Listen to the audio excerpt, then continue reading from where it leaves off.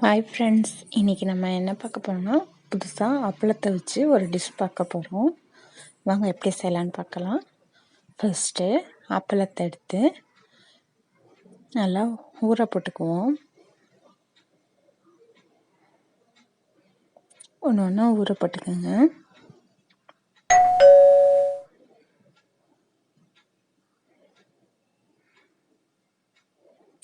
லேசாக தண்ணியில் நனைச்சி எடுத்தால் போதும். ரொம்ப ஊறிடுச்சுன்னா கொலன்னு ஆயிடும்.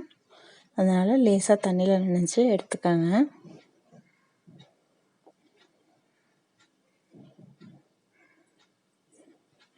இப்போ எல்லாத்தையும் எடுத்துக்கலாம்.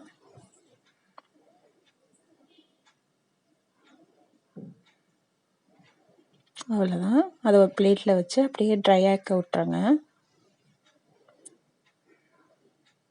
இப்படியே எல்லா அப்பளத்தையும் எடுத்து ட்ரை ஆகிக்குவோம். இப்போ அதுக்கு தேவையான மசாலா உள்ளே வைக்கிறதுக்கு செஞ்சுக்கலாம். ஃபஸ்ட்டு ஸ்டவ் ஆன் பண்ணிவிட்டு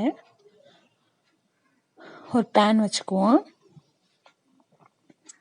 பேனில் 2 டேபிள் ஸ்பூன் எண்ணெய் ஊற்றுக்குவோம். அதில் பட்டை, கிராம்பு, கல்பாசி, பிரியாணி இலை, ஸ்டார் பூ எல்லாத்தையும் போட்டு நல்லா பொரிச்சுக்கலாம். பொரிஞ்சதும் இஞ்சி பூண்டு நச்சு வச்சுருக்கேன், அதையும் சேர்த்துக்கிறேன். சேர்த்துட்டு நல்லா பச்சை ஆடை போகிற வரைக்கும் நல்லா வதக்கிக்கலாம்.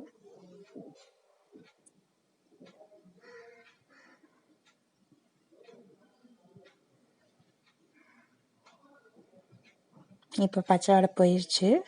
அடுத்ததாக வெங்காயம் சின்ன சின்னதாக கட் பண்ணி வச்சுருக்கேன். வெங்காயத்தையும் சேர்த்துக்கலாம். சேர்த்துட்டு நல்லா வெங்காயமும் நல்லா கலர் மாறட்டும், அது வரைக்கும் நல்லா வதக்கிக்கலாம்.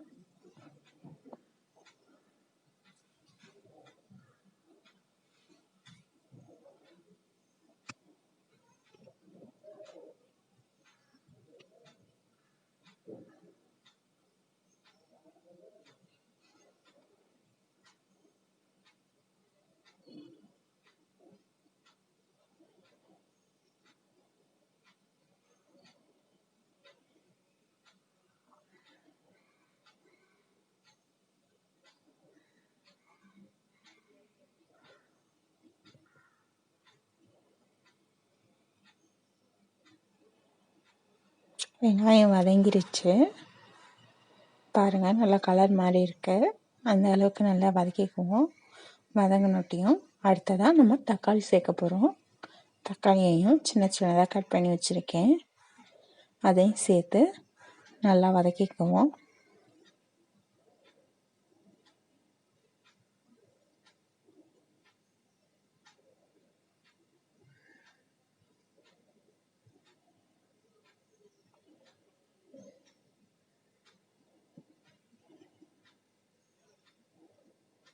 தக்காளி நல்லா வதங்கிடுச்சு. இப்போ அடுத்து முட்டைக்கோஸ் எடுத்துருக்கேன், அதையும் சேர்த்து நல்லா மிக்ஸ் பண்ணிக்குவோம். கொஞ்சம் நேரம் நல்லா வதக்கி விட்டோம்னா முட்டைக்கோஸ் நல்லா வேகும். அதுக்காக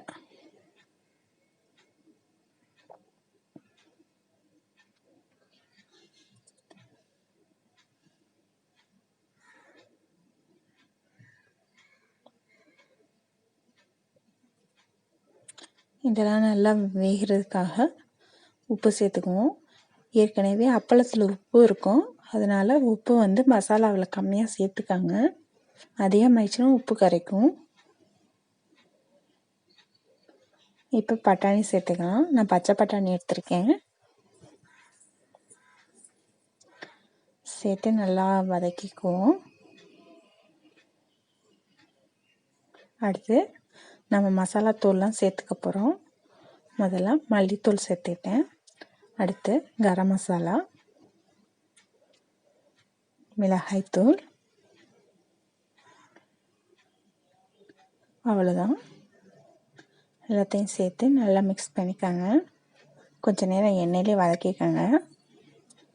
அதுக்கப்புறம் இந்த மசாலாலாம் இந்த பட்டாணியில் நல்லா உள்ளே போய் நல்லா அந்த டேஸ்ட் கொடுக்கறதுக்காக கொஞ்சமாக தண்ணி ஊற்றி ஒரு 5 நிமிஷம் 10 நிமிஷம் நல்லா வேக விட்டுக்குவோம்.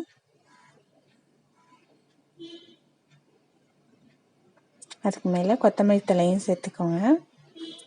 இப்போ வந்து நம்ம 2 ஸ்பூன் மைதா மாவு எடுத்துருக்கோம். எடுத்துட்டு கொஞ்சமாக தண்ணி விட்டுட்டு நல்லா கம் மட்டும் பிசைஞ்சு, இது வந்து கம்மாக போடுறதுக்காக, அந்த அப்பளத்தை ஒட்டுறதுக்காக எடுத்துக்கிறேன். நல்லா கலக்கிக்கங்க. வெறும் மைதா மாவு தான், வேறு ஒன்றும் இல்லை. இப்போ மசாலா ரெடி ஆயிடுச்சு பாருங்கள். இப்போ நம்ம எடுத்து வச்சு இந்த அப்பளத்தை எடுத்துக்குவோம். அதில் நடுவில் அப்படியே அந்த மசாலா வச்சு ரவுண்டாக நம்ம மைதா மாவு கலக்கி வச்சுருந்தோம்ல, அதை எடுத்து இப்படி ரவுண்ட்ஸில் போட்டு ஒட்டுறதுக்காக, அந்த அப்பளம் ஒட்டிக்கிறதுக்காக அந்த மைதா மாவு, வேறு ஒன்றும் இல்லை. நல்லா ஒட்டிக்கும். இதை மட்டும் மடித்து விட்டிங்கன்னா அது ஒட்டிக்கும். இப்படி எல்லா அப்பளத்தையும் ரெடி பண்ணிக்குவோம். இப்போ ஒரு பேனில் நல்லா பொரிக்கிறதுக்கு தேவையான எண்ணெய் ஊற்றிக்கோங்க. நான் இன்றைக்கி வந்து ஷாலோ ஃப்ரை தான் பண்ண போகிறேன். அதனால் கொஞ்சமாக எண்ணெய் ஊற்றிட்டு நம்ம ரெடி பண்ணி வச்சுருந்த அப்பளத்தை போடுங்க. போட்டால் நல்லா புஷ்ஷுன்ட்டு வரும். நல்லா கோல்டன் கலரில் வந்தோட்டி எடுத்து எல்லாருக்கும் சர்வ் பண்ணி சாப்பிட்டு பாருங்கள். டேஸ்ட்டாக இருக்கும். நீங்களும் ட்ரை பண்ணுங்கள். ட்ரை பண்ணிவிட்டு எப்படி இருந்துச்சுன்னு கமெண்டில் சொல்லுங்கள். மறக்காமல் நம்ம சேனலை சப்ஸ்கிரைப் பண்ணிடுங்க, லைக் பண்ணுங்கள். நன்றி.